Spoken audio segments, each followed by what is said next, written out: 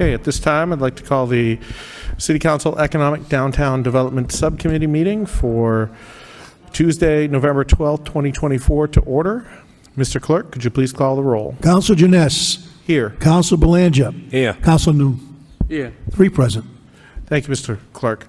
I'd also like to note we are joined in the chamber tonight by Councilor Rita Mercier, the city's CFO, Connor Baldwin, the city's deputy CFO, Austin Ball, and the city's parking director, Terry Ryan.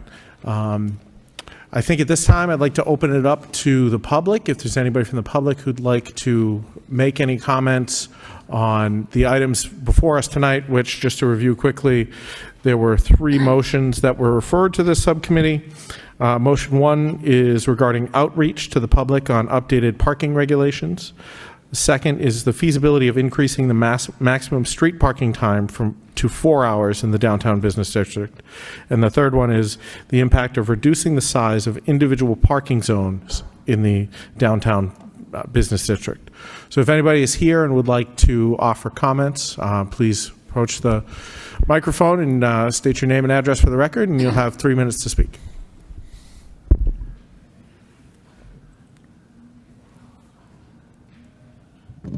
Good evening, and thank you for allowing me to speak. My name is Kumkum Dilwali. My husband, Dr. Ashok Joshi, who's a physician in Lowell for over 30 years, and myself, we have multiple small businesses in the city of Lowell. And the reason that I'm here today is that we have many patients who are trying to get to our facility. We moved into the center of town towards the George Street area, and the street parking that you just referred to has been something that has been an ongoing concern, where our patients aren't able to receive treatment or stay throughout the treatment because they have to, that penalty of possibly losing their parking time has become significant. So it is impacting not only business, but also, more importantly, the patient care. So on behalf of both Dr. Joshi and myself, we would really be grateful if, in fact, there can be that allowance to increase that time so that our patients can have increased access to health care in the center of town. Thank you very much. Thank you. There is somebody on Zoom, Mr. Chairman. Sure. Stephen Green.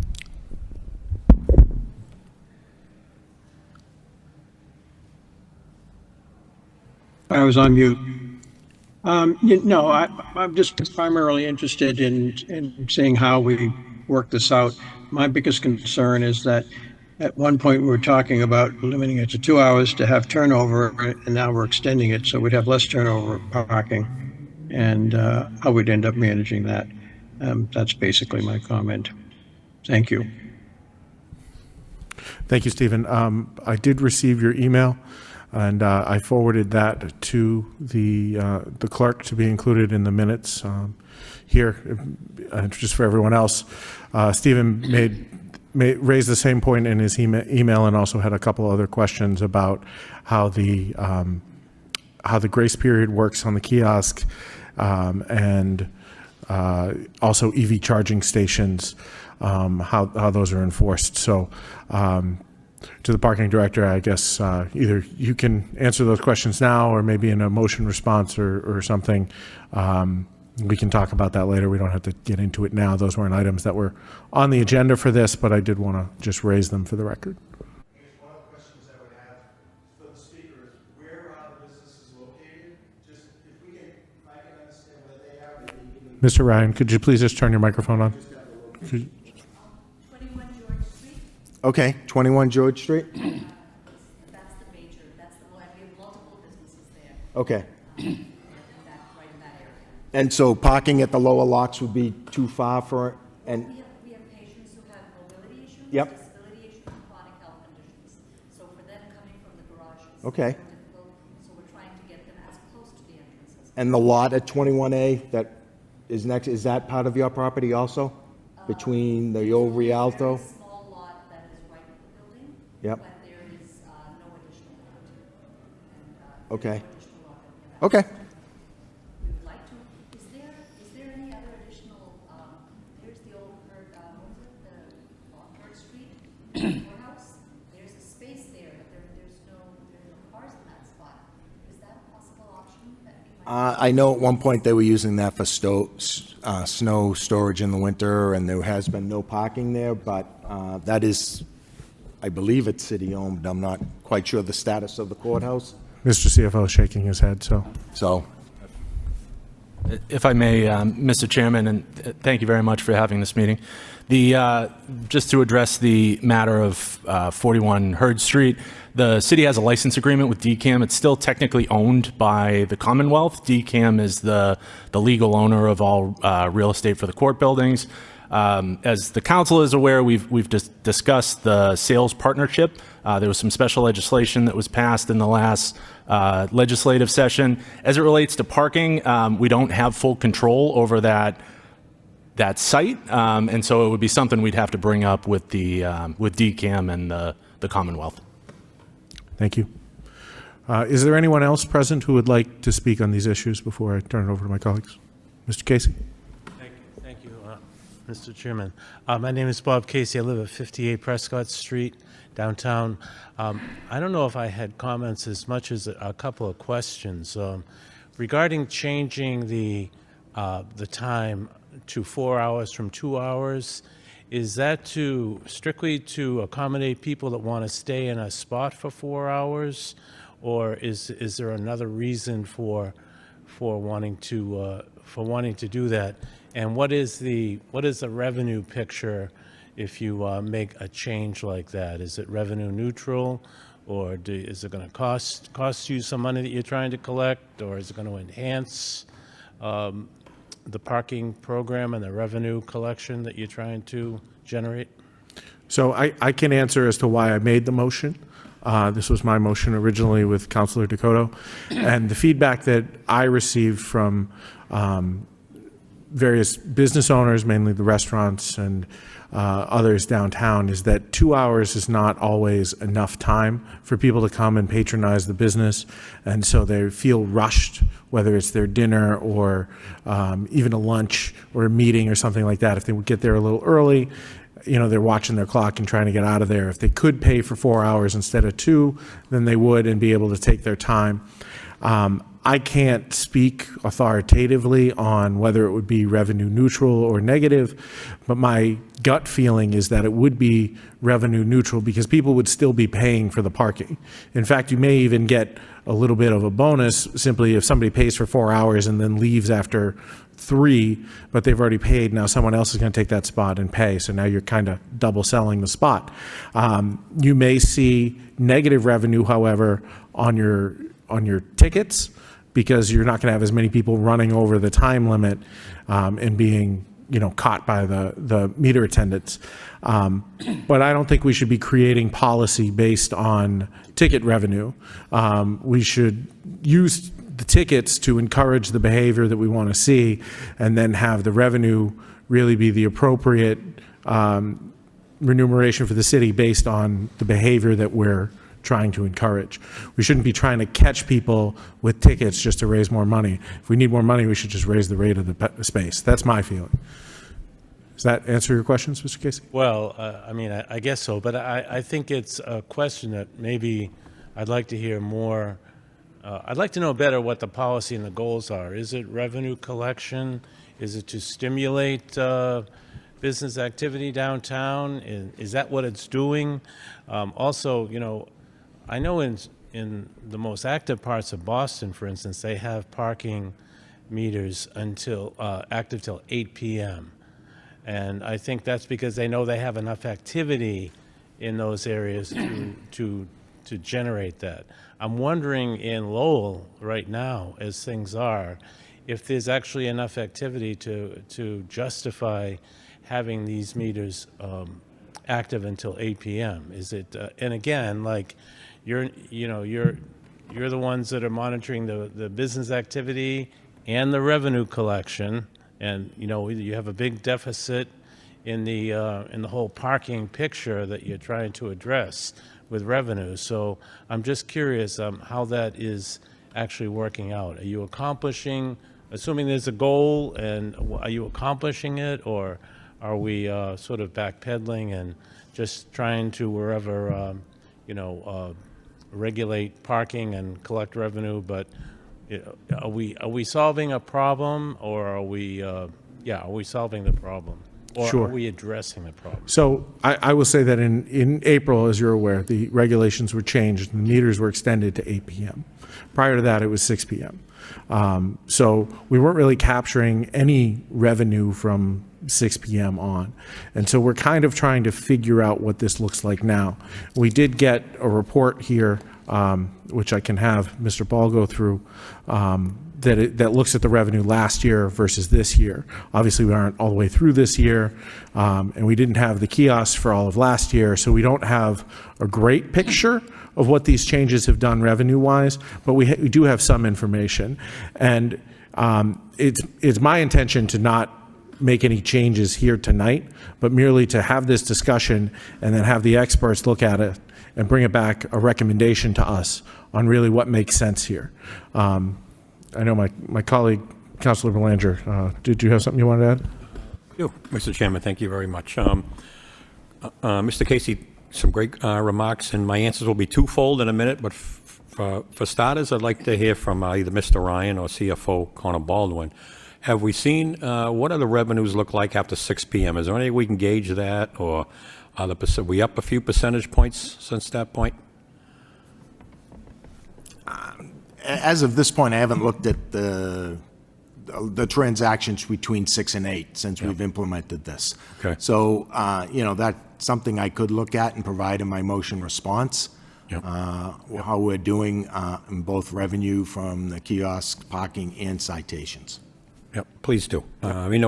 Before it was zero, I know that. I mean, the council, to Mr. Casey's concerns, I'm sure, that was before my time, but I think to extend the hours to 8 o'clock was to increase revenue. I'm thinking, I'll let the councilors who voted on that answer that question. But as far as extending the time frame from 2 to 4, that is to stimulate the local downtown businesses, which I think, in my opinion, is needed. After talking, Councilor Janessa, I see frequents downtown frequently, lives there. I see him very frequently, along with Councilor Dakota. We talk to these business owners. They are overwhelmingly in favor for it that I've spoken to. I've also spoken to the executive director of the Chamber of Commerce, who's had many downtown businesses as members. She is in favor for this. I've gotten emails and received calls and texts from people I know from being a former businessman in downtown who patronize the downtown, saying I want to go to a show and I want to have dinner. How can I do that in 2 hours? I want to go to the UMass hockey game and I want to go to the Athenian Corner. I can't do it in 2 hours. So I think it's much needed for the businesses. I would be in support of it. I mean, we're not going to be, again, as the chairman said, it won't be a vote tonight, but I'd like to see a report and recommendation back to the full council, and I can see myself supporting it. So the intent, again, is to really stimulate the small businesses. They need it. And again, we're in no position to be rushing, have these customers be clock watching and race to their car, and chances are they're going to get out of there. And I don't want that to happen. So that's my take, Mr. Casey. I hope I've answered your concerns. Thank you very much. Thank you. Thank you, Mr. Chairman. Thank you. I will add one other comment, which is just related to the 4-hour maximum. One other use case that I'm thinking of with this is currently, if you park in a zone and you pay for 2 hours of parking, when that 2 hours is up, you can't come back to that same zone for 6 hours. So if you meet somebody for a coffee at Brewed Awakening at 10 o'clock and pay for 2 hours of parking, then in the evening you want to come back and have dinner at Warp and Weft or Athenian Corner, you can't park on Market Street again at 5 o'clock because you haven't hit that 6-hour reset. So that is something I think that is a discouragement for people to frequently come downtown. So I'd like to see if we can figure out how to make that work better for the businesses in the community. Mr. Chairman. Councilor New? Thank you, Mr. Chairman. I think thank you for bringing this motion, this meeting together. The public that know that this meeting, the item is in response to a concern that business community has regarding the 2-hour limited, as well as the zoning issue in terms of parking in that area, as Chairman alluded to.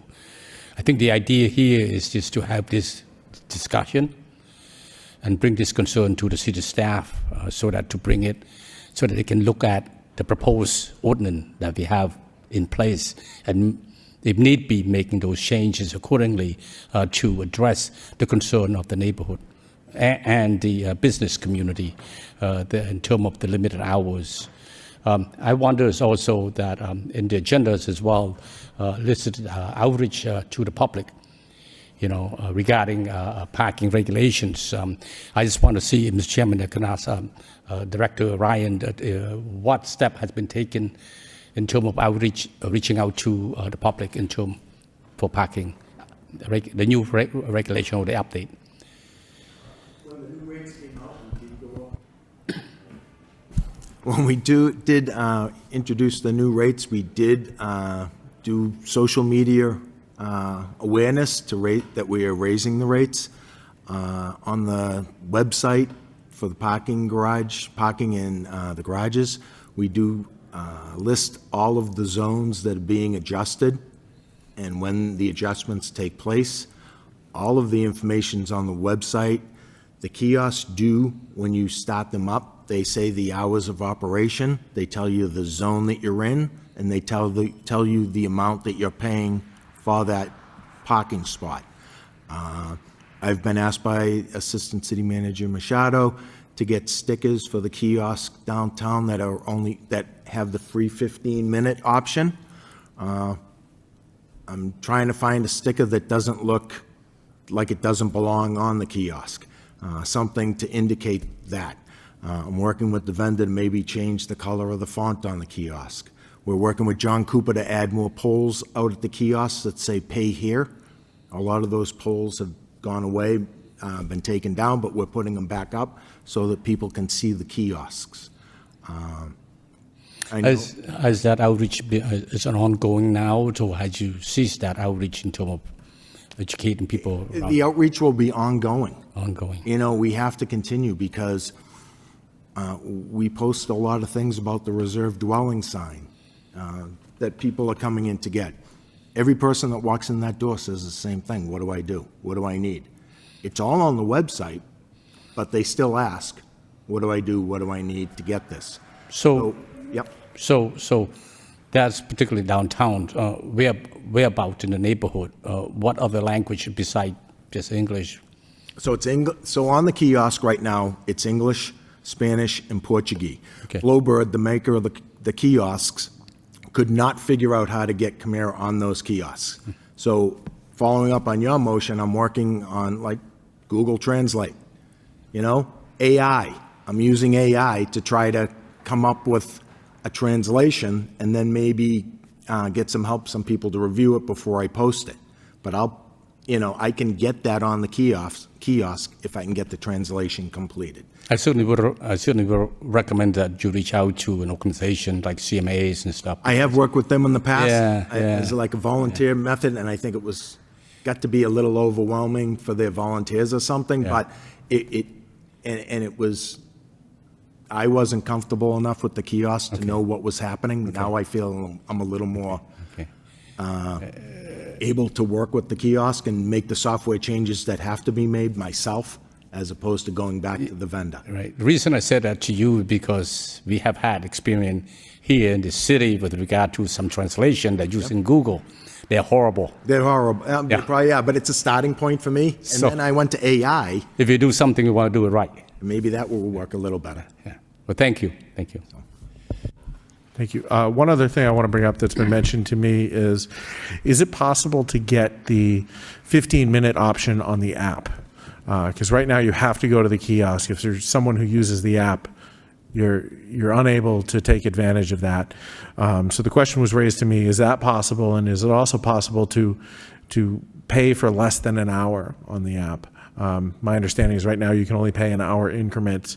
So I don't know if that's something we can explore and see if that's an option for usability's sake as well. One outreach piece that someone mentioned to me that might be really helpful for the 15-minute option is if you find a sticker that works for the kiosk, that's great. But if we could do a similar design that could be printed out on like a business card size, and we could give them to the local merchants who may have a lot of 15-minute business, whether it's the bookstore, whether it's the general store, whether it's Subway, things like that, where, you know, they could hand them out to their customers. You know, if the customer comes in and is like, oh, I didn't know where to park, or is complaining about parking, you say, oh, you can park for 15 minutes for free. Here's how you do it. So that might be something we can explore. I don't know what the cost on something like that might be, but it might be worth exploring, maybe partnering with Chamber of Commerce to come up with something that might work for the various businesses who do have the 15-minute customer. Just to reply to the 15-minute on the app, Passport would charge us 25 cents a transaction for that. So that's why we've never implemented that. That would be a cost to the city, whereas on Flowbird, on the kiosks, it's not. It's included. So we only allow the free 15 minutes, and that's why there's a button on the kiosk. You enter your license plate, and you get the free 15 minutes. If you do it, if we're to allow it on the app, the city will get charged 25 cents per transaction. We average about 2,400 transactions a month at a cost of about $1,000 a month to the city in the free 15-minute time. Okay? So we do track that. We do have that available. As far as the business cards, yeah, we could look at that, and we could see how we could do something better with the businesses. What was the other question? Sorry.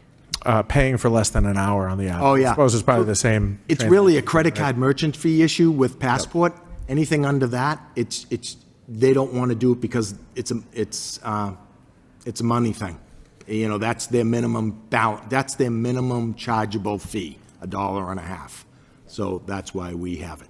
So just out of curiosity, if somebody uses a credit card at a kiosk, are the fees similar or less than if they're using a card through the app? Well, the fee is very, you know, in the $1.50 for Passport, there's every mobile transaction is 25 cents. So you'll actually, if you pay $1.50, you'll see $1.50 plus the 25. So it's really $1.75 that you're paying. Right. Okay. In Flowbird, we pay, as the city, we pay so much a month for every kiosk to handle the merchant fees. Okay. So it's a little different, but we do pay a monthly fee for each kiosk. Okay. I was just curious. Mr. CFO, did you have something you wanted to add earlier?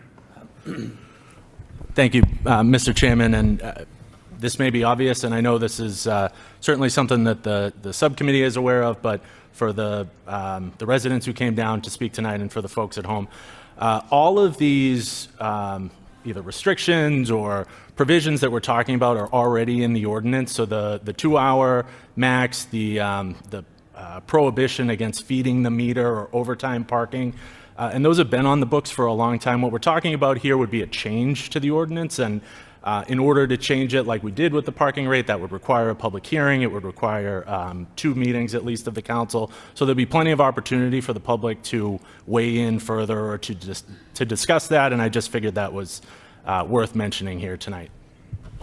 I appreciate that, and yes, and I think that some of the stuff that's in there, that's been there for a long time, we're seeing different effects now that we've extended the time of the meters, and so things have changed a little bit. If I may add further, Mr. Chairman, it is, you made the point there, but you know, we are transitioning into a much more modern parking system, and our ordinance reflects a time when we had coin-operated meters and much less garages, and so modernizing, there's some sort of awkward transition that takes place, this being one of those discussions about policy, and I think it's very important that we have a meeting like this with the input of the users. Thank you. I will say, I know that some other cities have either gone away from or extended their maximum parking time. I know Lynn did this recently because they did a parking study that found that the max 2 hours was impacting businesses, and so their idea was to extend the maximum time, so they're still generating revenue and still encouraging people to do business. So this is not something that we're out on a limb on. Councilor Belanger? Thank you, Mr. Chairman. As well as if we do get that far with the public hearings and extending the time frame to 4 hours. And thank you, CFO Baldwin, for pointing out the how outdated our ordinance actually is. I did not know that. So I think that's very important, and a public hearing is most certainly necessary. But what also I'd like to see is a concerted effort to encourage people to go in the garages. There seems to be a culture downtown that it just seems like really nobody wants to go in them. They'll circle and they'll do laps, and then there's a certain percentage, I guess, if you will, that just don't want to go in them, and give up entirely. So I don't know if we need to incentivize weekend, perhaps parking rates, fine, no overnight. If you're going to discount, it wouldn't be an overnight thing, but to help stimulate the downtown, perhaps we should consider a flat rate, $5, $10, whatever it may be, to after 6 p.m., after 3, stay, eat, go to a show. You got no worries. It doesn't include overnight.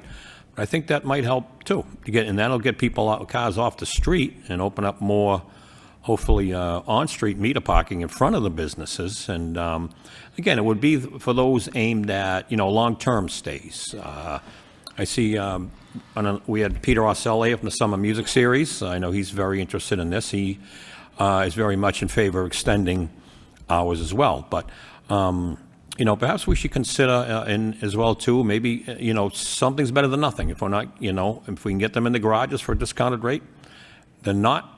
So maybe it may be a worthwhile proposition. So that's something I think we ought to consider too. Some sort of incentive to get them off the street into the garages. They're going to be here for an extended period of time, whether it's dine and show, whatever it may be. So something for us to consider. So thank you very much, Mr. Chairman. Thank you. Councilor Noon. Mr. Chairman, if we are ready, I would propose that, or make a motion that we send these 2 issues to the city staff or CFO. 3 actually. What's the third one?